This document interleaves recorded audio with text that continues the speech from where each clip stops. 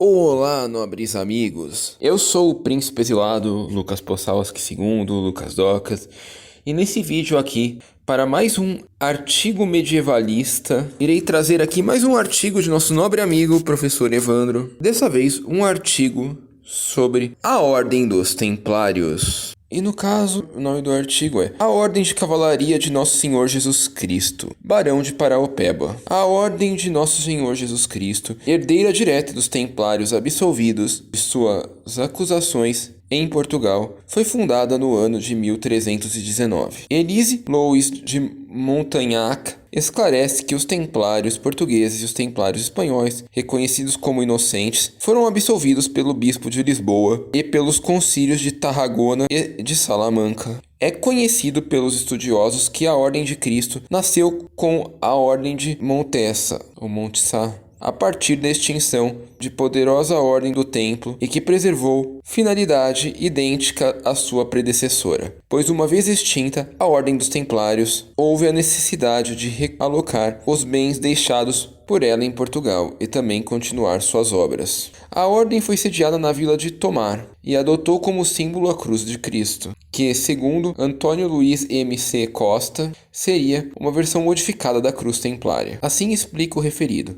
Dentro da cruz pátria vermelha, modificada com a cruz potenteia, terminada em barras, foi inserida uma cruz branca, que se diz representar a inocência dos templários, seus antecessores. Entre 1417 e 1551, a bula papal que reconheceu e autorizou a Ordem da Cruz de Cristo determina que a sucessão da grã-maestria desta ordem ocorra de forma hereditária, por primogenitura. O primeiro foi o infante Dom Henrique, que utilizou a riqueza da ordem para financiar as primeiras expedições marítimas lusitanas. A influência da Ordem de Cristo era tamanha, por causa dos descobrimentos lusitanos no ultramar, que ela foi incorporada nos símbolos nacionais de Portugal. Em Portugal havia peculiaridades interessantes aos que desejassem adentrar a ordem, apresentadas por Luís da Silva Pereira Oliveira. Os aspirantes a esta ilustre cavalaria, tanto que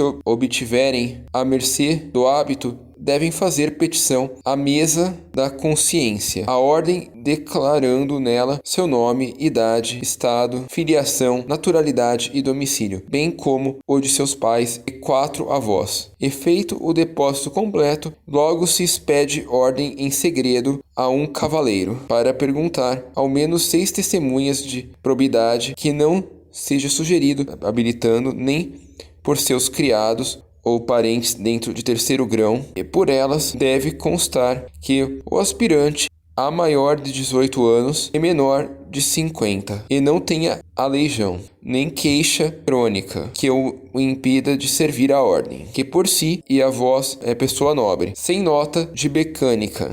Nenhum deles fora penitenciado pelo santo ofício, nem cometera crime de lesa majestade divina ou humana, e que sua mulher, sendo casado, a contente dele entrar nesta religião. Essas peculiaridades eram comuns a quase toda grã-maestrança de cavalaria. Assim, o procedimento de investigação e os requisitos de ser nobre de 4 constados, bem como contar com aprovação conjugal, ainda existe em algumas ordens reais espanholas, francesas e germânicas, por influência borbônica. Sobre os bens à época, o referido autor afirma que a Ordem de Nosso Senhor Jesus Cristo é a mais rica de Portugal e talvez de toda a cristandade, sem exceptuar a teutônica, assim explica. Tendo a mesma sucedido por doação pontificais e régias em todos os bens e jurisdições que havia possuído a Ordem do Templo neste reino e no do Algarve, veio depois adquirir muitos outros, principalmente no reino de Dom Fernando o Formoso, de sorte que é senhora de 21 vilas e lugares com 454 comendas, que o grão-mestre nomeia e prove em Portugal, em português somente, que, com carta a licença sua, tenham servido 3 anos em África, ou 5 anos nas armadas da coroa, ou no estado da Índia, e por indulto apostólico, senão também da competência desta ordem todos os benefícios dízimos eclesiásticos das conquistas ultramarinas. Em 1551, foi estabelecida por bula de SS Papa Júlio III, grão-mestrado único para as ordens de Nosso Senhor Jesus Cristo e mais outras 2 ordens também hereditárias legítimas dos templários, a Ordem de São Bento de Avis e a Ordem de Santiago da Espada. A referida bula fez do rei Dom João III grão-mestre dessas 3 ordens, como leciona João Pedro de Saboia Bandeira de Melo Filho, em parecer ainda no prelo. Muitos titulares do Império do Brasil foram membros da Ordem de Cristo, como, por exemplo, os meus antepassados, Romualdo José Monteiro de Barros, barão de Paraupeba, e Lucas Antônio Monteiro de Barros, visconde de Congonhas do Campo, com grandeza. Este comendador e aquele cavaleiro professo da ordem, em momento oportuno discorrerei sobre os aspectos mais importantes da Ordem de Cristo atualmente no Brasil, em artigo próprio a respeito do grão-mestrado brasileiro desta e de outras ordens de cavalaria, pessoas jurídicas de direito canônico. Referências aqui: Antônio Luiz M.C. Costa, Elise Luiz Montagnac e Luiz da Pereira Oliveira Silva.